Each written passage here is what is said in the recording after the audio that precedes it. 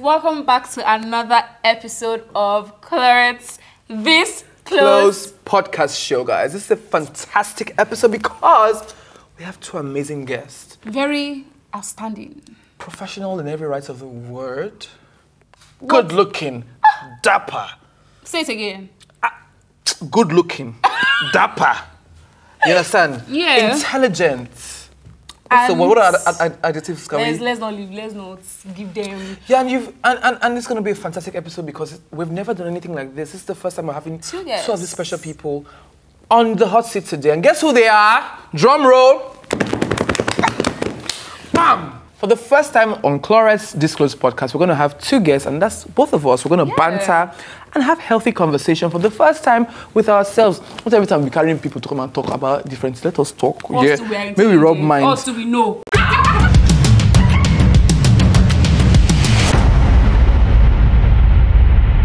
So this episode, guys, we're going to be talking about our own experiences, so that you guys can learn. Yeah. Take notes. And I mean, two young people on the journey to becoming whatever they always dreamed of. And I think that we're inching closely every day. Yeah, so yeah, let us talk about our journey and how we navigate this space. And let's hope that it can be learnings for everybody that's watching it and wants to also walk in this path that we have been walking in for a minute now. Right? Yeah. So first question. I have a question over for to you. What's the excuse or what's the reason why you have turned down a brand? Usually, I always take pride in the fact that I actually work with brands that I see their value and I understand their brand value and it aligns with mine. So for example, I'm on set and I'm shooting this podcast for Clorets. And it's a brand under Cadbury. So I respect the brand. I think that our values align, so that's why I would take it on. So one of the reasons why the major reason why I turn down brands is because our values don't align. Because in the long run, what I'm looking for and what the brand stands for, there's no match. And usually, when you turn a blind eye and say, oh, there's money's involved, and you end up going with that brand, you just realize that along the way you must have made money, but it might affect the brand that you want eventually. So the major reason why I turned down brand, not be say go come, now because it's no work for the brand where I try to build. Really. Exactly. Like I actually agree 100% because if a brand doesn't align with your values, and because most people go into is money, let's just do it and make money. Most people don't pay attention to the quality of content. They have chop money, they clean out. That's it.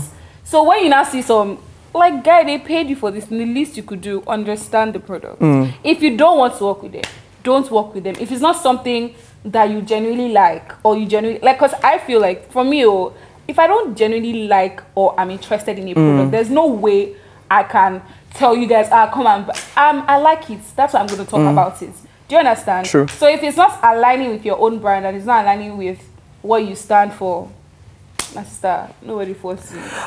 You know, Chisama, I always say that it's usually not their fault when they take on any brand or take on any work, as I would say, because sometimes they don't even know better. Do you understand? Imagine somebody who's just a creative, that's all he knows, and his work is becoming recognized or people are beginning to engage with him and he wants to...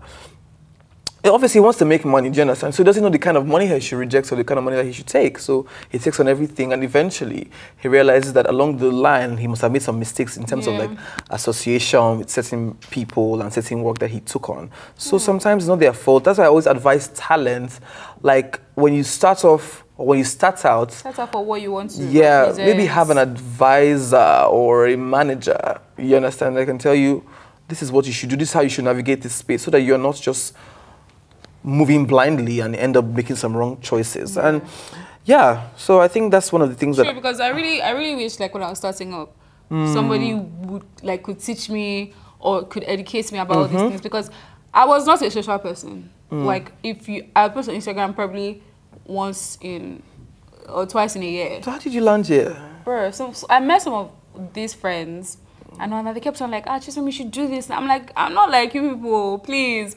So they will literally carry my phone and post a picture of me. I will fight them for a fight, but they were going to repost on their story. They were pushing, and then at that point, I was really passionate about, and I still am, about body positivity. So I was already talking about it on my page, just for people that were there.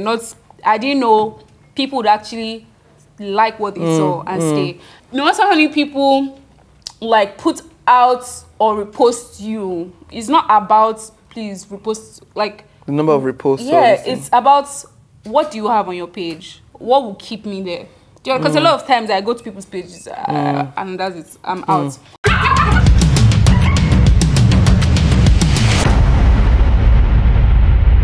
So what will keep me there? So I started that, and I tend to like I had to now build my brand from the point of I want people to be comfortable. I want you to be comfortable in your body. Like this whole thing in Nigeria, robot, this, you cannot. It's very stigmatizing. You have this body for the rest of your life. If you want to work out, fine, but don't make it like you have to work out to fit somebody's perspective of how you should be. Do you understand? You have this body for the rest of your life. Your body is serving you. So you either spend your life hating it or you spend your life loving it.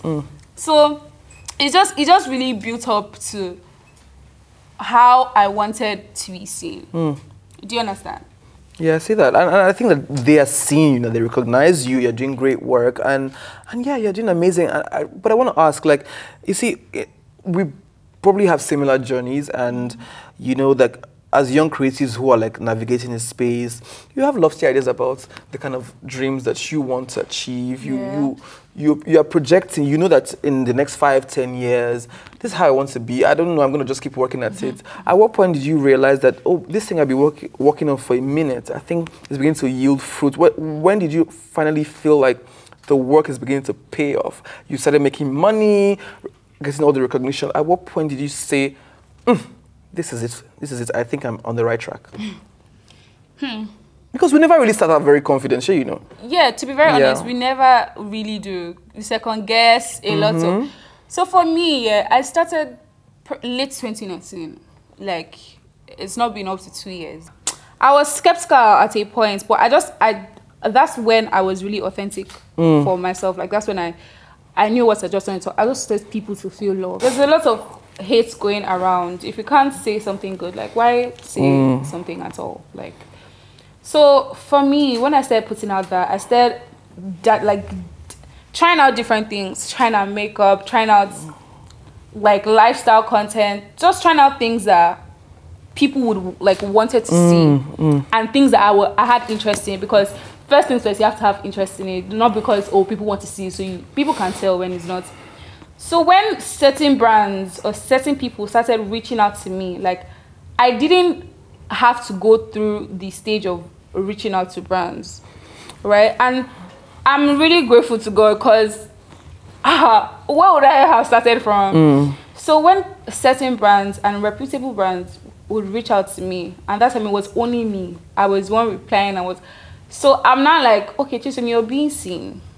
People out there are looking at you. People are watching what you're doing. There was a particular brand, the person told me, I've been watching your brand since when you started. And the person reached out to me a year later.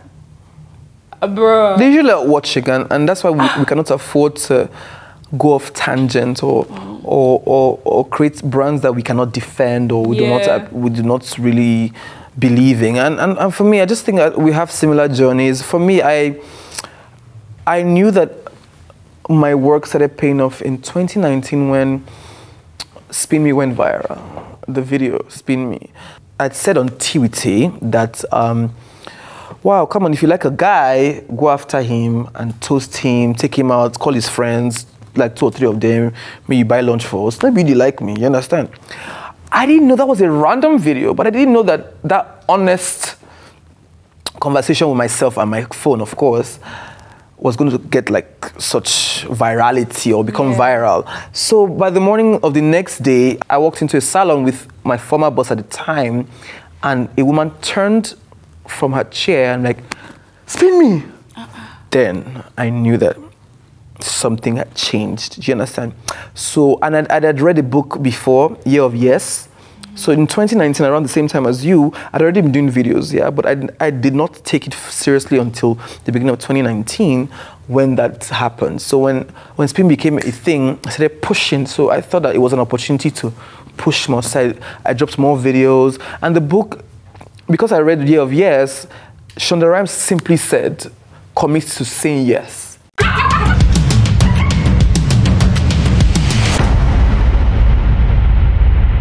So the whole of 2019, I was just saying yes to everything, just working at everything. You understand? By the end of the year, I was already hosting the Future Awards. Yeah. So that was a major confirmation that this is the path that you're supposed to. And there were times where, to be honest, I didn't believe. I can honestly tell you that I started believing myself a few weeks ago.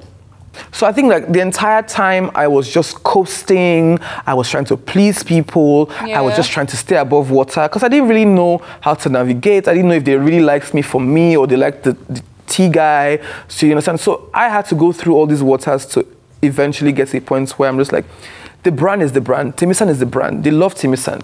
The most dramatic, the guy that will say everything that everybody's thinking. You understand? There's a reason why they love me, and it's irrespective of whatever I do.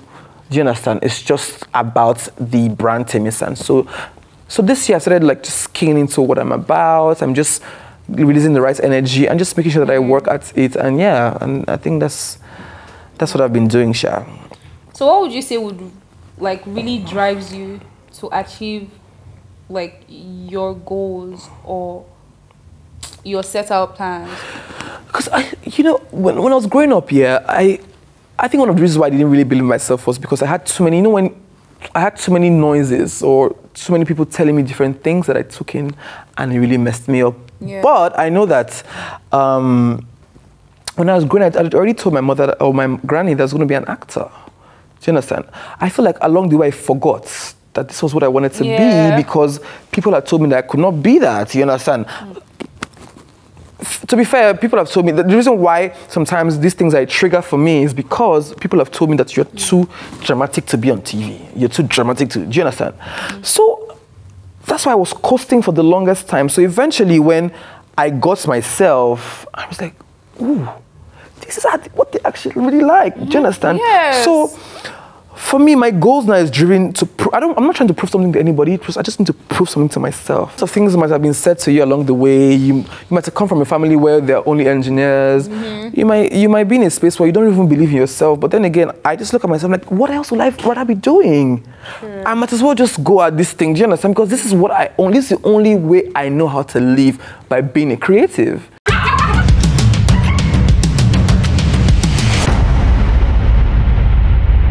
For me right now, I'm just living my life the way it's supposed to be. If it works, great. If it doesn't, I'll still be fine, like Oprah said.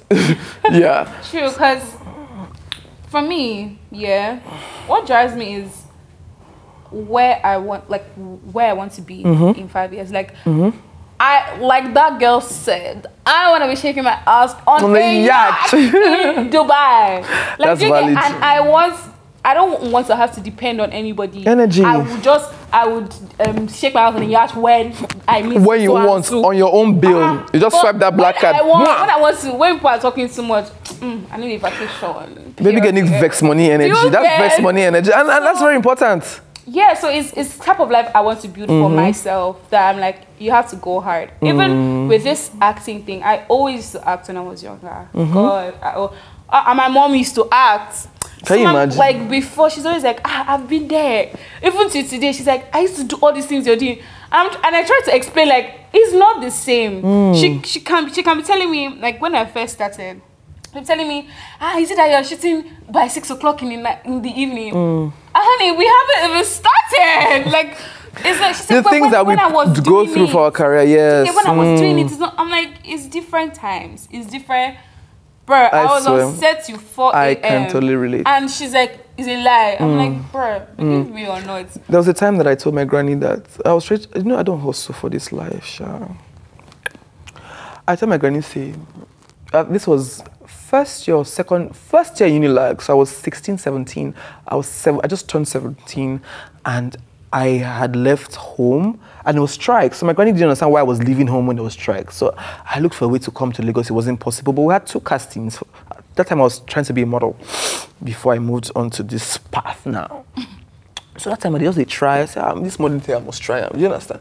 So around that time, I remember there was strike, so I went back home. So around the casting was drawing me. I said, what's I could do? They're not calling off the strike. So I told my grandmother, no, they've already paid us. So they already signed the contract that if we're not there, they will arrest us. That do you want to do legal battle? Can you come? So I looked for every way to go. So when I went to Lagos, they did not pick me for the 2 castings. And I left for it with only 11,000. So by this time, give or take, I had like 4,000 left. I couldn't go back home because what will I say? They stole my phone at the venue of the thing. I was so miserable at a career that I had not even gotten any money from. Do you understand? Yeah. So I was like, why am I still in this space? But I did not know anything else to do but this space. I didn't know how to not be in front of a camera, whether as a model, a TV presenter, or an actor. But these were the only things that I knew. So I told my grandmother, oh no, but I could not call her back to say they did not pick me because she was angry. A worried woman said, you come up for us. We said, they go now. So you like me, do me, you go. You know, so I said, if I will go, I will make it. You understand? And I ended up not making it that day. They stole my phone. And I remember how sad I was. And one day I just remembered when I was driving through, or I drove into a hotel. I remember myself crossing from the other side of a hotel to the auditions. I had been in the keke, and I needed to be fresh, all the doors. So I went to the bathroom. So I went to pee in the bathroom, that's what I remembered. So I went to pee in the bathroom, and I walked out. So while I was walking out, I saw the mirror. And I remember those times where my friend and I would go down, enter balls, things, hits go down, kill us, doors go down, smash us. We could not go to the bathroom. We always had a towel or something, and we literally had to do a full makeover.